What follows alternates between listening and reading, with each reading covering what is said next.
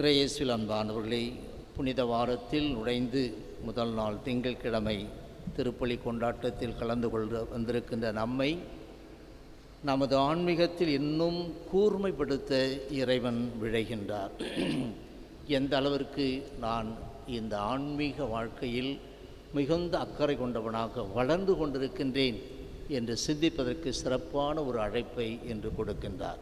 எனவே ஆலயத்திற்கு வந்திருக்கின்ற நாம் அனைவரும் பாக்கியம் பெற்றவர்கள். ஒவ்வொரு நாளும் திருப்பலிக்கு வருகின்ற போது என்ன மாற்றம் என்னில் விழைகிறது என்று எண்ணலாம். ஆனால் நமக்கு தெரியாமலேயே நம்மை கடவுள் தனக்கு ஏற்றவர்களாக ஒவ்வொரு நாளும் மாற்றி கொண்டிருக்கின்றார். அதற்காக நாம் கடவுளுக்கு நன்றி சொல்ல வேண்டும். அந்த பேரருளுக்கு நான் தினமும் ஒத்துழைத்து கொண்டிருக்கின்றேன் என்பதற்காகவும் மனம் மகிழ வேண்டும்.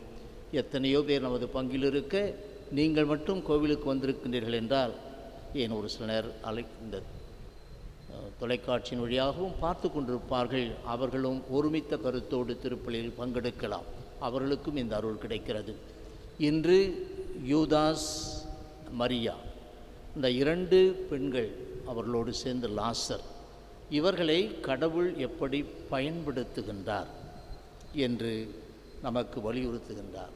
கடவுளின் சாயலாக இந்த உலகில் தோன்றிய ஆண்டவர் இயேசு கிறிஸ்து எப்படிப்பட்ட நன்மைதனம் கொண்டவராக, அளவிட முடியாத இரக்கம் கொண்டவராக இருக்கின்றார் என்பதைத்தான் இன்றைய முதல் வாசகம், துன்புறும் ஊழியனின் முதல் பாடல் நமக்கு சொல்லியது. அவர் அளவுக்கு அதிகமான இரக்கத்தை காட்டி நம்மை மீட்டுக்கொள்ள ஆசைப்படுகின்றார்.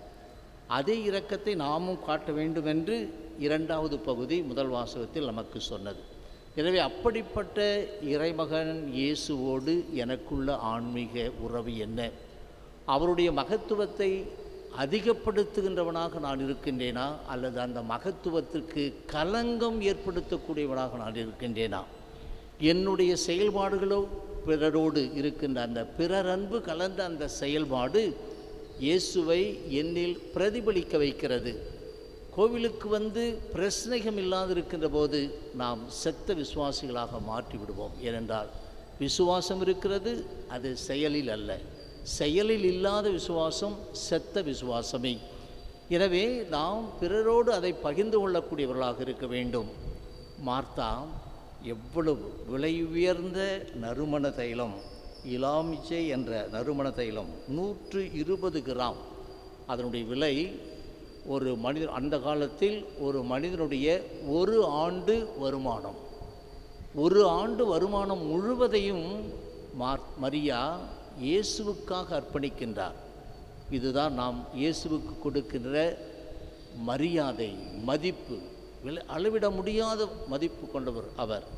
நாம் அதற்கு பிரதிபலனாக என்ன செய்கின்றோம்?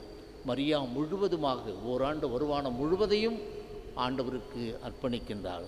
தைலம் பூசி கண்ணீரை சிந்தி அதை கூந்தலால் துடைத்து நறுமண தைலம் பூசுகின்றார். அந்த நறுமணம் வீடெங்கும் கமழ்ந்தது. என் வீட்டில் கமழ்கிறது, நான் கடவுளுக்கு காட்டுகின்ற மகத்துவம். என் பங்கு முழுவதும் பரவுகிறது, நான் கடவுளுக்கு காட்டுகின்ற மகத்துவம். இப்படிப்பட்ட மகத்துவத்தில் உயர்ந்தவர்கள்தான் புனிதர்களாக உயர்ந்து அவர்களுடைய நறுமணம் உலகம் முழுவதும் கமழ்கிறது. எனவே மரியா செய்த செயல் இது. ஆனால் யூதாஸ், அவளை ஒப்பிட்டு காட்டப்படுகிறது. மரியாவை விட்டுவிடுங்கள், என் மரணத்தை குறிக்கின்ற விதத்தில் அவள் இதை செய்கின்றாள். நமது வாழ்க்கையில் இயேசுவை குறித்து காட்டுவதற்காக நாம் செய்கின்ற செயல்கள் எது? திருப்பலிக்கு வருகின்ற போது மற்றவர்கள் பார்ப்பார்கள், கோவிலுக்கு செல்லுகின்றார், கிறிஸ்துவுக்கு இவர் சிறந்த சாட்சியாக விளங்குகின்றார். எனவே இயேசுவுக்காக நான் செய்யும் செயல் அது. எனவே அதுதான், அந்த செயல்கள் வழியாகத்தான் நாம் உயர்கின்றோம். ஆனால் இவன் என்ன செய்கின்றான்? யூதாஸ் அதை விற்று ஏழைகளுக்கு கொடுத்திருக்கலாமே. பிரஸ்நேகத்தை இங்கே குறைத்து மதிப்பிடவில்லை. உடனே அதற்கு காரணம் கொடுக்கப்படுகிறது. அவன் ஏழைகள் மீது வைத்திருந்த அன்பினால் அல்ல, மாறாக அவன் ஒரு திருடனாய் இருந்ததால். பாருங்களே, வேதாகமத்தில் கடவுளின் வார்த்தை, உயிருள்ள வார்த்தை அடங்கிய புத்தகம். இதில் நமக்கு அடைமொழிகள் என்ன கிடைக்கும் எண்ணி பார்ப்போம்.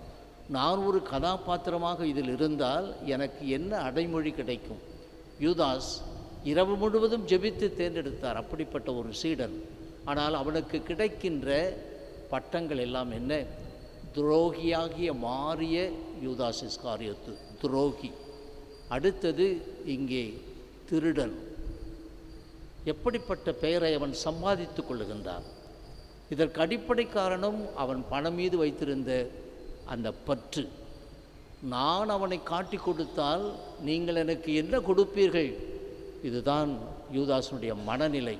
எனவே அந்த மரியா, யூதாஸ் இந்த இருவருடைய மனநிலையில் நான் எந்த மனநிலை கொண்டவனாக நான் இருக்கின்றேன் என்று சிந்தித்து பார்க்க வேண்டும். வரலாற்றில் இடம் பிடிப்போம். அதே போன்று நம் குடும்பத்தையும் இன்று ஒப்பு கொடுப்போம். நம் குடும்பத்தில் இருக்கின்ற ஒவ்வொருவரையும் சிறந்த பண்புகளுக்காக இந்த உலகம் நினைவுகூர வேண்டும் என்று அவர்களையும் நல்வழிப்படுத்த முயற்சி எடுப்போம். ஆமீன்.